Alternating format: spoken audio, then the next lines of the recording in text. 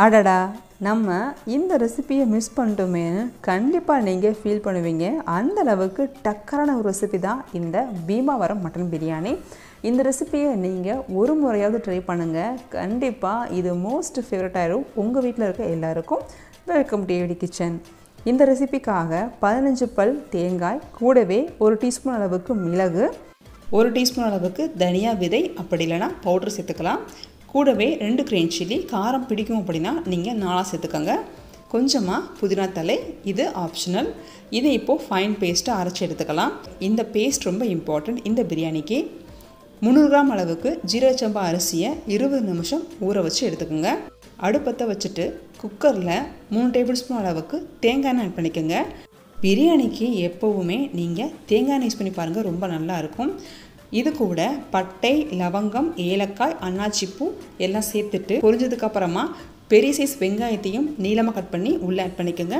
கண்ணாடி பதத்துக்கு நல்லா வதங்கி வரட்டும். அதுக்கப்புறமா 1 டீஸ்பூன் நிறைய ஜிஞ்சர் கார்லிக் பேஸ்ட் ஆட் பண்ணி, கூடவே ஒரு பெரிய சைஸ் தக்காளியை நீளமாக கட் பண்ணி ஆட் பண்ணிக்கோங்க.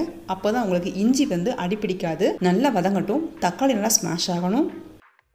தக்காளி நல்லா வதங்கிருச்சு. இந்த சமயத்தில் நம்ம அரைச்சி வச்ச தேங்காய் பேஸ்ட்டை உள்ளே ஆட் பண்ணிடலாம். இந்த தேங்காய் நல்லா எண்ணெயிலேயே வதங்கி பச்சை வாசனை போகணும். அதுக்கப்புறமா பிரியாணிக்கு தேவையான 1 கைப்பிடி அளவு புதினா கொத்தமல்லியை ஃபைன் சாப் பண்ணி உள்ளே ஆட் பண்ணிக்கோங்க.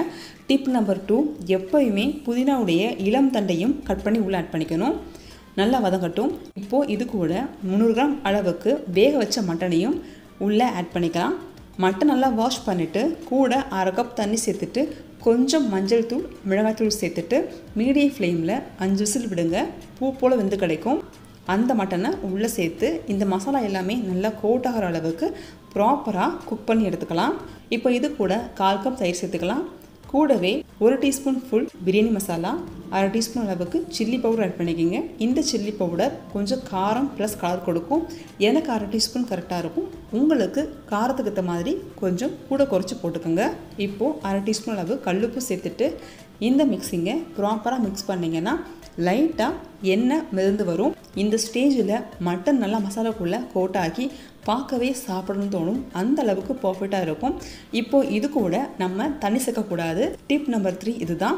எப்பயுமே பிரியாணி பண்ணும்போது அரிசியை உள்ளே போட்டு மசாலா கூட நல்லா மிக்ஸ் பண்ணதுக்கப்புறமா தண்ணி சேருங்க, ரொம்ப நல்லாயிருக்கும். அரிசி கொஞ்சம் தண்ணி சேர்த்து தான் உள்ளே ஆட் பண்ணியிருக்கேன்.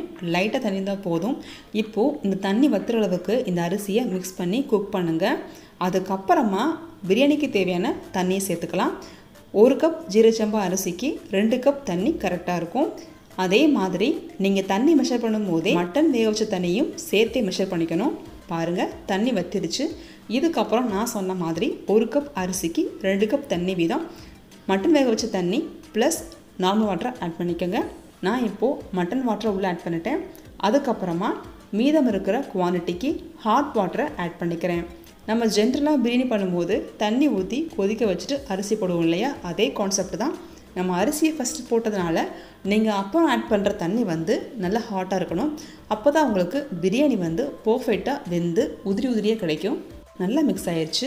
இந்த ஸ்டேஜில் நீங்கள் காரம், உப்பு எல்லாமே டேஸ்ட் பார்த்துக்கலாம். ஃபைனலாக இது கூட 1/2 எலுமிச்சை பழத்தை இதே மாதிரி பிழிஞ்சு விட்டுட்டு இது கூட கொஞ்சமாக புதினா கொத்தமல்லியை தூவி குக்கரை மூடி வச்சிடலாம். விசில் போட வேணாம். ஒரு 5 நிமிஷம் மீடியம் ஃப்ளேமில் வேகட்டும். பாருங்கள், இந்த அளவுக்கு தண்ணியும் அரிசியும் ஒன்று கலந்தாப்பில் திக்காக வரும். தண்ணி கொஞ்சம் அதிகமாக இருக்குது, அதனால் இன்னும் ஒரு 2 நிமிஷம் வேக விட்டு எடுத்துக்கிறேன். இப்போ பாருங்கள், ஒன்று போல் உங்களுக்கு அரிசியும் தண்ணியும் கரெக்டாக இருக்குது. இந்த ஸ்டேஜில் பிரியாணிக்கு தம் போட்டுடலாம். குக்கரை க்ளோஸ் பண்ணிவிட்டு விசில் போட்டுடுங்க. இப்போது தோசை தவா வச்சுட்டு அது மேலே குக்கரையும் வச்சிடலாம். மீடியம் ஃப்ளேமில் 15 நிமிஷம் இது வேகட்டும். அவ்வளோதான், ரொம்பவே அருமையான ப்ளசண்ட் ஃப்ளேவரோட பீமாவரம் மட்டன் பிரியாணி ரெடி. இந்த ரெசிப்பியை கண்டிப்பாக 1 டைமாவது ட்ரை பண்ணி பாருங்கள். ஃபைனலாக இது கூட 2 டீஸ்பூன் அளவுக்கு மட்டும் தேங்காய் எண்ணெய் ஆட் பண்ணிக்கிறேன். உங்களுக்கு பிடிக்கும்னா இந்த ஸ்டேஜில் நீங்கள் நெய் ஆட் பண்ணிக்கலாம். நம்ம ஆட் பண்ண அந்த தேங்காய் மசாலா எல்லாமே உள்ளே நல்லா மெர்ஜ் ஆகி சாப்பிட்றதுக்கு அவ்வளோ அருமையாக இருந்தது. இது ஓரளவுக்கு 6 நாளே போதும். உதிரி உதிரியாக ஜீரக சம்பா பிரியாணி சூப்பராக இருக்கும். இந்த ரெசிபி உங்களுக்கு பிடிச்சிருந்தா மட்டும் சேனலை சப்ஸ்கிரைப் பண்ணி சப்போர்ட் பண்ணுங்கள். இதே மாதிரி இன்னும் நிறைய ரெசிபிஸ் உங்களுக்காக காத்துட்ருக்கு. சேனலை சப்ஸ்கிரைப் பண்ணுங்க. தேங்க்யூ ஃபார் வாட்சிங்.